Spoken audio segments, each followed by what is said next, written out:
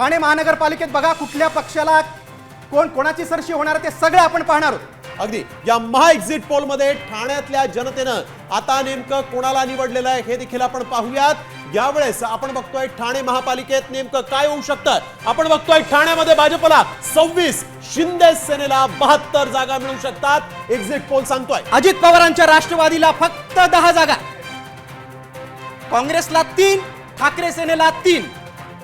अगदी महत्वाची अशी ही महापालिका ठाण्यातली आणि आपण बघतोय यावेळेस ठाण्यामध्ये महायुतीला ठाणेकरांनी पसंती दिल्याचं दिसतंय। 26 जागांचं भाजप 2 नंबरचा पक्ष, तर शिंदेच्या नेतृत्वावर ठाणेकरांचा विश्वास असल्याचं दिसतंय।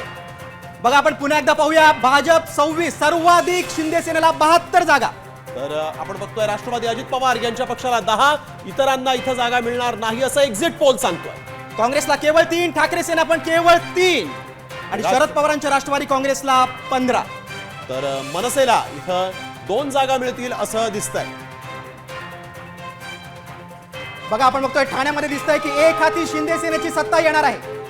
अगदी सामचा हा एक्झिट पोल आपण बघतोय ठाण्यात महायुतीची सत्ता येणार असल्याचं दिसतंय। शिंदे सेनेला 72 जागांसह इथं मोठी आघाडी मिळेल असं दिसतंय आणि ठाण्यामध्ये शिंदे सेनेची सत्ता येणार, त्याला काय कारण आहेत जाणून घेऊयात आमचे प्रतिनिधी विकास काटे यांच्याकडून।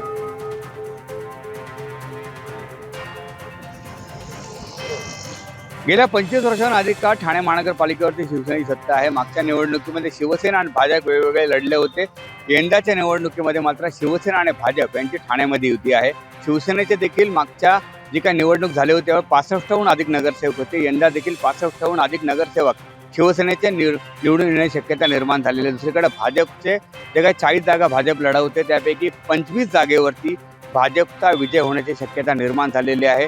यंदा राष्ट्रवादी काँग्रेसचे 2 गट आणि शिवसेनेचे 2 गट वेगवेगळे लढत आहेत। राष्ट्रवादी काँग्रेसचे शरदचंद्र पवार जो काही गट आहे किंवा मग जो काही पक्ष आहे त्यांच्या 15 जागेवरती विजय होऊ शकतो, तर अजित पवार यांचा जो काही गट आहे त्याच्यावरती 12 जागांवरती विजय होऊ शकतो। उद्धव ठाकरेची जी काही सेना आहे त्या उद्धव ठाकरेच्या सेनेला 3 ते 5 जागा मिळू शकतात, तर मनसेला 1 किंवा 2 जागा मिळू शकतात।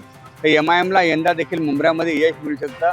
MIMच्या मागच्या निवडणुकीमध्ये मुंब्र्यात 2 नगरसेवक होते, त्यापैकी एकच नगरसेवक यंदा देखील निवडून येऊ शकतो। अनेक वर्षांपासून ठाणे महानगरपालिकेवरती शिवसेना आणि भाजप यांची सत्ता असताना देखील यंदा देखील शिवसेना आणि भाजप यांचा विजय होऊ शकतो आणि त्याच्या विजयीचा झेंडा फडकू शकतो अशी शक्यता वर्तवण्यात येत आहे।